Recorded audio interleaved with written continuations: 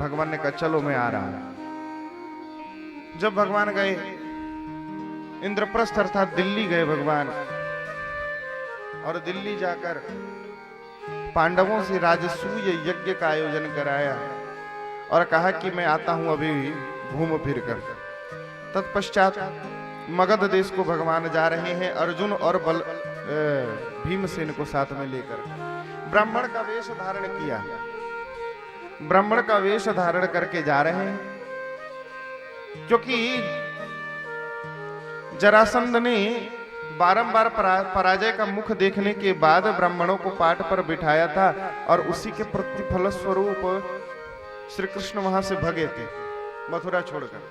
तब से ब्राह्मणों के प्रति इसकी इतनी अनन्य निष्ठा हो गई कि ब्राह्मण जो मांगे ये अस्वीकार नहीं करता था। तीनों ब्राह्मण का रूप धारण करके आ रहे हैं। जरासंध ने देखा, कहा ये बताओ क्या चाहिए? बोले युद्धम नो देहि राजेंद्र, हमें युद्ध चाहिए। बोले अच्छा, ये तो जोर से हंस पड़ा। बोले हम तो पहले ही जानते थे कि तुम ब्राह्मण नहीं हो, तुम्हारे शरीर की कांति देखकर, तुम्हारे शरीर के चिन्ह देखकर ये प्रतीत होता है कि तुम ब्राह्मण हो ही नहीं, पहले ही पता था। अच्छा करेगा कौन युद्ध? कृष्ण तुम क्या करोगे मुझसे युद्ध? तुम तो भैया गाय चराने में व्यस्त रहो, तुम हमसे छोटे, तुम क्या युद्ध करोगे? अर्जुन कर नहीं सकते, भीमसेन ये उचित है, ये युद्ध करे, चलेगा। और युद्ध होने लगा। भीमसेन जी महाराज कहते हैं श्री कृष्ण से कि कन्हैया कुछ तो करो, ये युद्ध समाप्त ही नहीं हो रहा। भगवान ने कहा कि देखो जब काम तो कर रहे हो पर मेरी ओर देखते ही नहीं तो कैसे समाप्त होगा? विजय प्राप्त नहीं हो रही, कैसे प्राप्त होगी विजय जब मेरी ओर ध्यान ही नहीं है?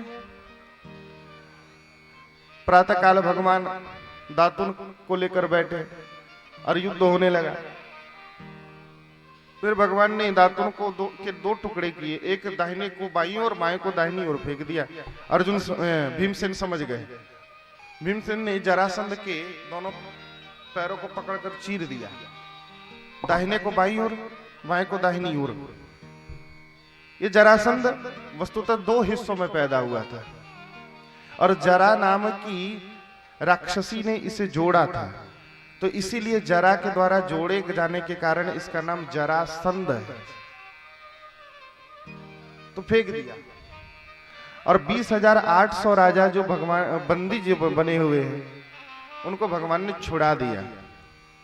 हम कुछ भी कर्तव्य करते हैं, हमारा ध्यान यदि भगवान की ओर रहे तो उसमें सफलता मिलने की गारंटी होती है। लगभग ध्यान भगवान की ओर रहे थे। अब आए भगवान, और जब राजसूय यज्ञ हुआ, राजसूय यज्ञ में भगवान ने अवभृत स्नान कराया युधिष्ठिर को, और उसी यज्ञ में भगवान ने जूठी पत्तलें उठाने का कार्य किया। अतिथि आते थे तो भगवान सबका स्वागत, सबकी जूठी पत्तलें उठा रहे।